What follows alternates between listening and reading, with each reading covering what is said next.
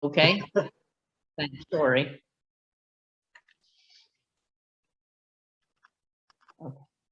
All ready? Okay.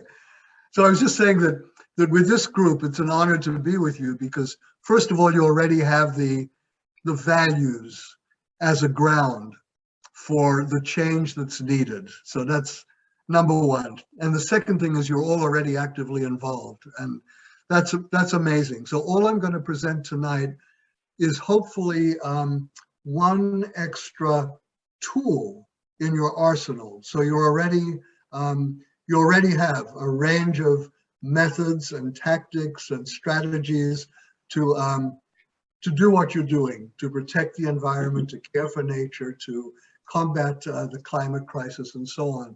So I hope that tonight, this could be one extra tool that you might find useful in what you're already doing. So for me, that's a wonderful starting point because we already have in common that you're already actively involved and that we share a value basis. So that's a good foundation to start with. So thank you for inviting me, and I'm really honored to be with you.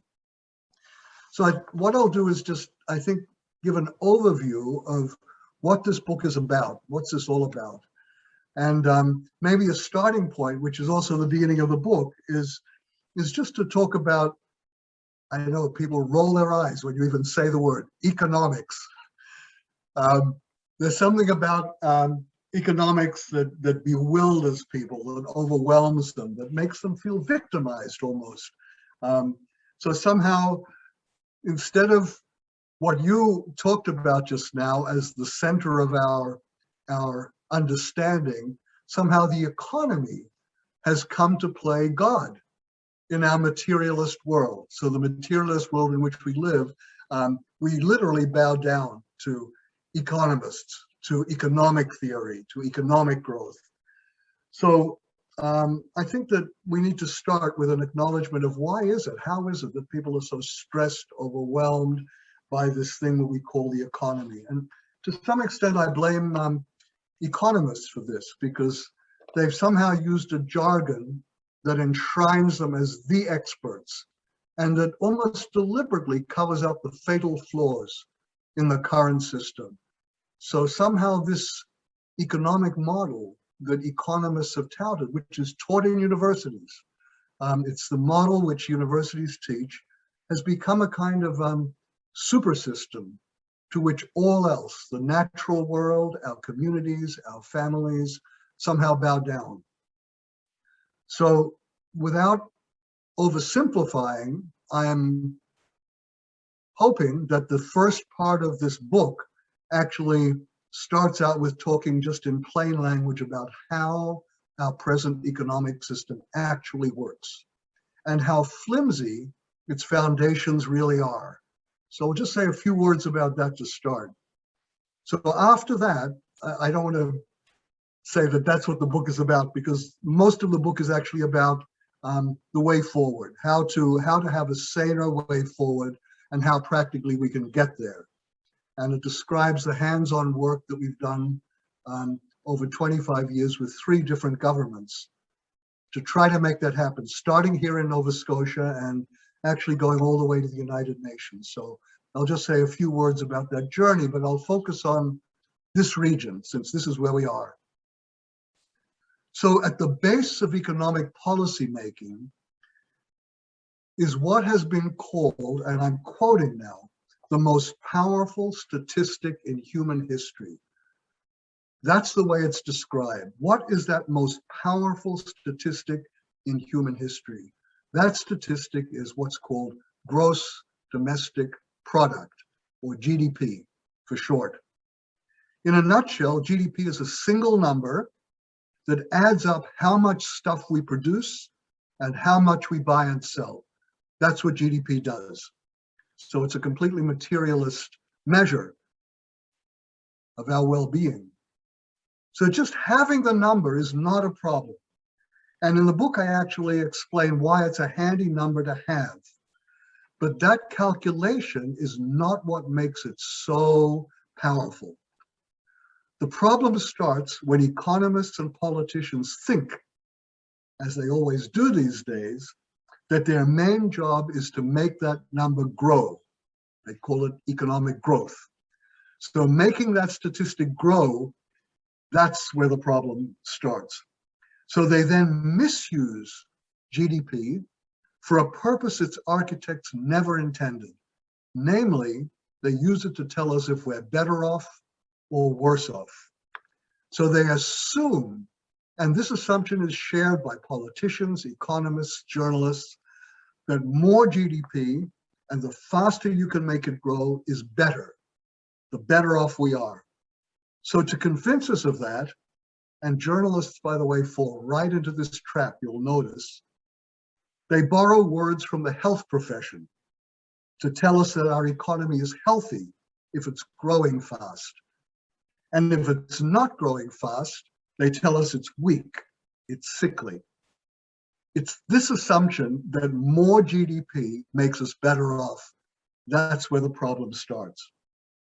Now, interestingly, the Nobel Prize-winning architect of GDP, Simon Kuznets, warned 70 years ago that GDP should never be used for the purpose for which it's used today. He said, if you want to know if we're better off, you have to ask what is growing, what we're producing, what we're buying, not simply the fact that it's growing. No one listened to him. I mean, if you think about it, anything can make GDP grow. More arms manufacturing, more war, more cigarette sales, more junk food sales, more drug and hospital bills, more crime that makes us spend more money on prisons, more pollution and natural disasters that make us spend money on cleaning up the mess. Anything can make the economy grow. So long as you're spending money, GDP will grow. And of course, the economists celebrate and the politicians celebrate. It's a completely materialist value that has very little to do with the beautiful introduction that you just gave. But does that kind of GDP growth really mean we're better off? Maybe the worst misuse of GDP is that it counts only what we extract from nature and what we sell in the market. It ignores what we actually leave behind, even though we totally depend on what we leave behind for our future well-being. So I think we're mostly older here. So most of us will remember the collapse of the Atlantic groundfish stocks back in 1990, when was it? 1992, right? We'll remember that. Right up to the moment that those groundfish stocks collapsed, the economists, the politicians, and the journalists were praising the fishing industry as a boom industry with its record fish landings, landing more fish than ever before. So that was celebrated in GDP. GDP only counted what we took out of the oceans, not what we were leaving behind. And the scientists who were warning of declining fish stocks due to overfishing were ignored by the economists and the politicians who were fixated on growth. We're doing the same today with our forests. GDP counts the timber that we extract and sell, and it ignores the declining and degraded forests that we leave behind. And it's no wonder that we can't, as a society, as a country, really act on climate change. After all, the more fossil fuels we sell, the more we burn, the more greenhouse gases we emit, the more the economy will grow. And that, of course, the economists celebrate. That's not all. You also talked in your opening remarks, thank you for that, about justice. So GDP will grow even if it's only the rich getting richer while the poor get poorer. While the middle class loses real income. GDP is just an average, so the rich growing richer can actually drive GDP up. So it doesn't tell us what the gap is between rich and poor. Is that getting bigger or smaller? It tells us nothing about that. And this actually has happened in Canada and in the United States and many other countries. GDP has gone up, economic growth has gone up, while the poor are getting poorer. So GDP is just an average. So they tell us nothing about the growing gap between rich and poor. There's actually an old joke among statisticians that if you put your feet in the refrigerator and your head in the oven, then on average, your body temperature will be just fine. So that's what an average does. But it doesn't tell us who's too hot and who's being left out in the cold. So it can't do that. Averages can't do that. So to know how well off we really are, we need to know who's on fire and who's being left out in the cold. Our economic growth statistics simply don't tell us that. There's something else though, and again, I want to come back to those beautiful introductory remarks you made, because for us here in the Maritimes, I think, and I know we have Newfoundlander with us, so in the Atlantic provinces, I think we can be proud enough to say that there are certain values that we hold here, which we're quite proudly of, and which those values that we still have in this region of the world, in this region of the country, they're not very well served by this most powerful statistic in human history. For example, here in Atlantic Canada, and we've crunched the numbers on this, we have the highest rate of volunteer work in the country. People caring for each other, caring for their communities, volunteering for the churches that you belong to. But GDP only counts work for pay. So all that unpaid work, all that voluntary work is invisible to our economists and our policymakers. So work that has genuine benefit to our communities is simply invisible, is ignored. And it's absurd because it's so absurd that actually the architect of GDP, Simon Kuznets, actually broke ranks with the United States Department of Commerce over their refusal to include the value of unpaid work in GDP. So, I mean, what's the absurdity? You look after your own child, you're worth nothing to GDP. Hire a stranger to look after your child, the economy will grow. It's good for the GDP, it's good for economic growth. Does that mean your child is getting better parenting from a stranger? Questionable. So there's a section in the book that I've spent just talking about how the failure to value unpaid work, particularly devalues the work of women who around the world do the vast majority of unpaid work. You may know of New Zealand economist Marilyn Waring, who really has made that issue forefront of her own work. I could go on. So when GDP grows, if machines replace jobs, so long as we're shopping, it grows, no matter how deep we're going into debt. I could go on with a list. Suffice to say that the book starts with what this most powerful statistic in human history is, what it does, and what it doesn't do, and how its misuse gives wrong information to policymakers, how it produces bad policy, and leads us down a deadly and dangerous path that now very seriously threatens our children's future. But this is important because this book is not a complaint. Once we know what's wrong, once we call out the deception that the economics profession has been perpetrating, then we actually know what to do about it. And that's the work of our last 25 years, starting right here in Nova Scotia, which is described in the book. So enough bad news. The good news. We do have ways of measuring progress properly and accurately and giving good information to policymakers. But we've called that the Genuine Progress Index. We're not the only ones in the world working on this. We're working with people in many different places who are also working on this. More than that, given the pervading materialist ethos, counting it right is absolutely necessary for the value shift that we need. It's absolutely necessary to shape good policy. So I can say this confidentially to this little group, but what I'm hoping I can convey tonight is a little bit subversive. It's a way of using the language of economics to subvert that materialist ethos.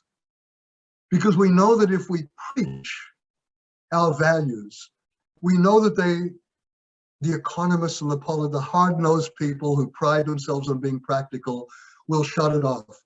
So this is a way of maybe using their language to actually demonstrate a different way forward. So the book points to that bigger picture all the way through. What is the real economic model that we actually desperately need that reflects our true values?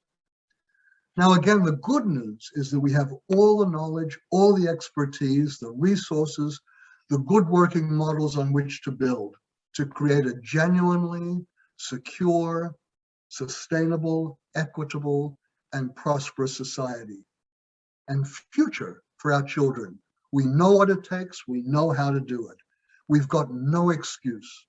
We can't plead ignorance. We know what to do and how to do it.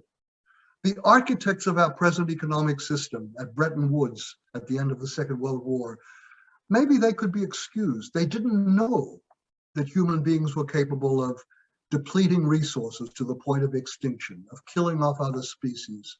They didn't know that human beings could actually change the climate of the planet Earth. So those who devised our economic system, the one we still have today, maybe can be excused. But today we have the knowledge to know that that economic system no longer works. So this book is also about the daunting challenges and also the letdowns we've had over the last 25 years and what we could do about it now. So I want to just, in the limited time we have, I want to give you a few examples of how we measure economic health accurately. And there are plenty more in the book. I'll just pick out a very few. So let's start with survival. Food. We need food to survive, let alone health. So let's start with farming. What GDP counts is what's called farm cash receipts, what farmers are getting from the sale of their produce. But it's called gross domestic product for a reason. It is literally a gross accounting system. It is not a net accounting system. What we don't know is how much it's costing farmers to farm. And when you look at the numbers in a way that GDP doesn't do and can't do, what we find is that farm expenses and farm debt are growing at a much faster rate, astronomically, way faster than income. So if GDP only counts their income, it completely misses the reality that farmers can actually no longer afford to farm.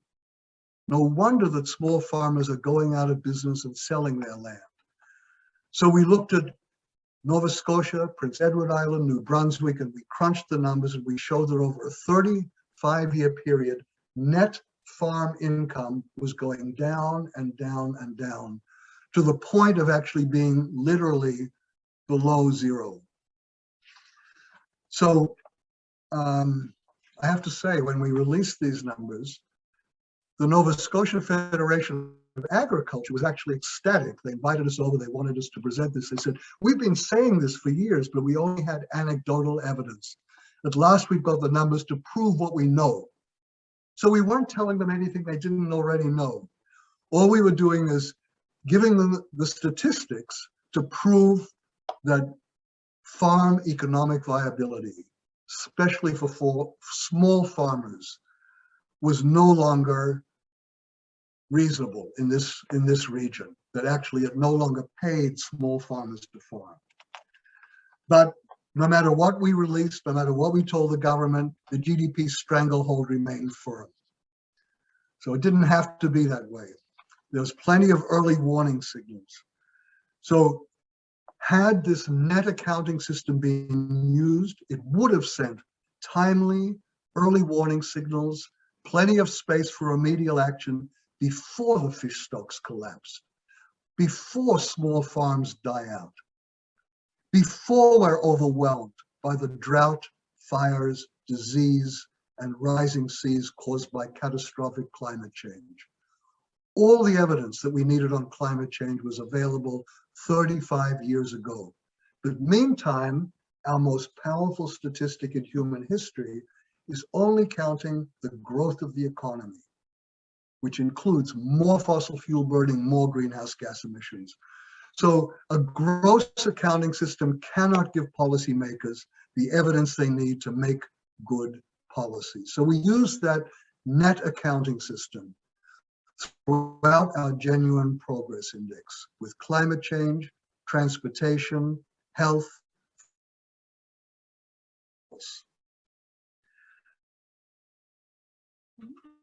I mean, there's examples, and I've got heaps of them here. But I can tell you this, that we proved with actual hard numbers that timely action to combat climate change from an economic point of view is way more cost-effective economically than dealing with the damages of climate change down the road. All we're doing is deferring that cost to our children and our children's children. And that can be proved with hard numbers. There are ways of measuring this accurately to compare the costs of taking forthright action on climate change now with the costs of not acting. So this is the kind of work which we did in our Genuine Progress Index, and we used economic language to try to do it. By the way, I want to say this, that this is not true only of issues like climate change. In 2008, we released a report showing that for 80% of Canadians, debt was growing up at a much faster rate than income. People were going deeper into debt. Their income was going like this, their debt was going like that. For 20% of the population, the richest 20%, that wasn't true. Their income was growing way, way faster than their debt. But for 80%, so we said there's trouble on the horizon. We released that report 2008. Just before the crash came, we asked the head of one of Canada's most prestigious banks, I could name names, but maybe I'll be discreet or not. And we showed him this result and we said, so what do you think? There's trouble on the horizon here. If people's debt keeps going up faster than their income, sooner or later, they're not going to be able to make payments on their house, their car, and everything else. There's trouble here. He said, you've got to be wrong. Canadian household finances have never been more secure. They've never been better than they are today. This was 2008. We asked him to look at our calculations, at the data sources, at the numbers, at the way we reached the conclusions. He couldn't dispute any of it. He said, but your conclusion has to be wrong because things are so rosy. 2 months later, the crash came. Suddenly, we lost, in Canada, 400,000 jobs disappeared.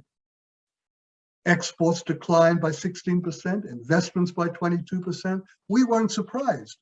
Any net system of accounting would have told the story. But economists are so blinded by their own system that they can only look at whether income is going up, regardless of the costs that are being sustained. So this is the approach we used across the board. We used it with transportation. We used it with forest inventories. We looked at all the old forest inventories to show the decline and degradation of our forests in this region. Basically, all of our old growth forests are gone. We calculated the decline in forest soils and habitat, carbon storage capacity, all of that. So this is what the Genuine Progress Index does. By the way, I should add a little anecdote, which is told in the book. The forest industry didn't like our results because it would mean that they'd have to change the way they were doing business. Instead of clear cutting the hell out of our forests, they would actually have to maybe move more towards selection harvesting and more sustainable methods of forestry. So they didn't like this. So they hired the most expensive accounting firm KPMG to do what they called a forensic audit of our report to try to discredit it. Actually, the Nova Scotia forest industry did this quite officially.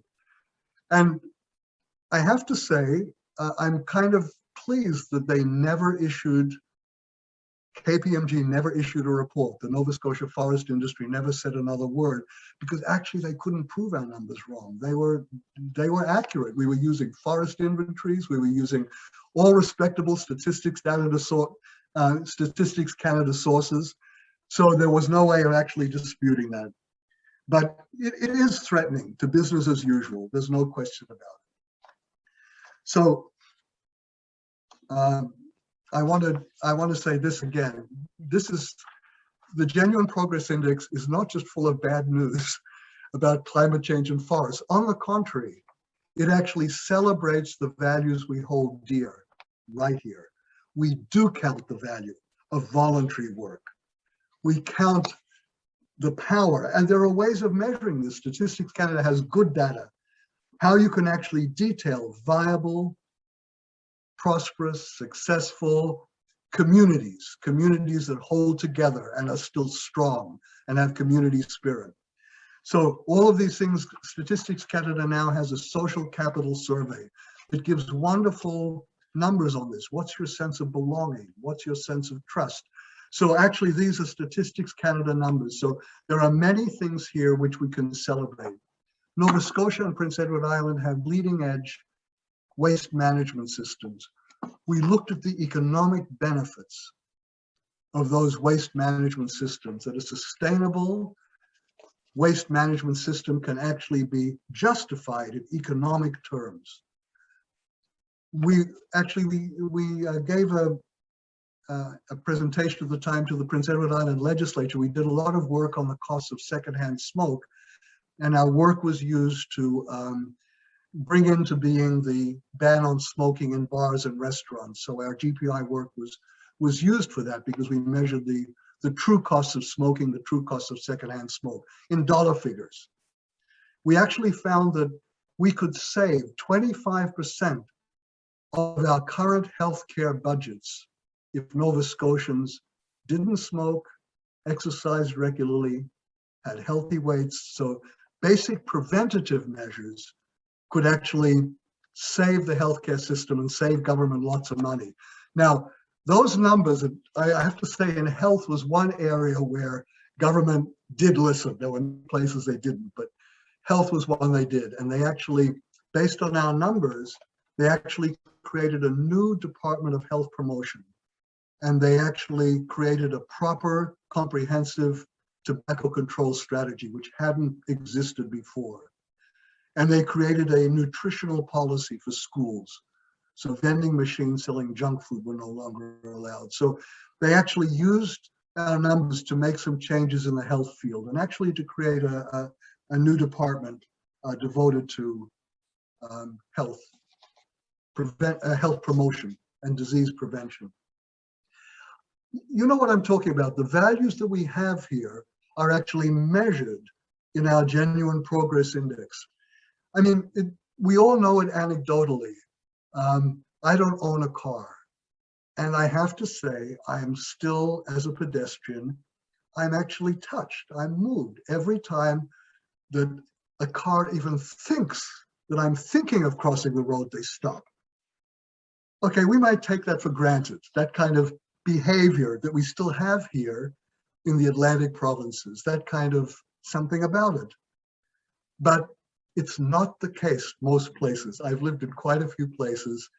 We should not take that for granted. There is something here which our Genuine Progress Index, it's not all bad news. We actually value what matters, what really counts.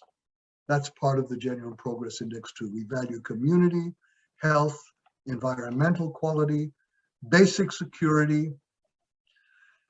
And we, in some way, we still treasure the fact that there is more to the Maritimes and these Atlantic provinces than just making more money. It's not the only thing that matters here. Okay, I've got a lot of examples of this, and we don't have time to do them, but just one example of the impact it could have, just a little anecdote. We crunched the numbers. What if voluntary work, unpaid voluntary work, had to be replaced for pay, what would it be worth to the economy of Nova Scotia? We found $1.8 billion, a huge amount. If we didn't have that voluntary work, either our community well-being, the quality of life would go down, our churches would no longer have that kind of support that depends on volunteers, or that volunteer work would have to be replaced for pay. We looked at what would it cost to replace it for pay. So once we released the numbers, every year there's an annual Nova Scotia Volunteer of the Year award. And it's usually a feel-good affair with a nice dinner and they give an award. So this particular year, after we released these numbers, the volunteer organizations invited, at the time, Premier John Hamm on the stage, and they presented him with a check this big made out for $1.8 billion. And they said, Mr. Premier, here is our contribution to the Nova Scotia economy this year. And it has an impact.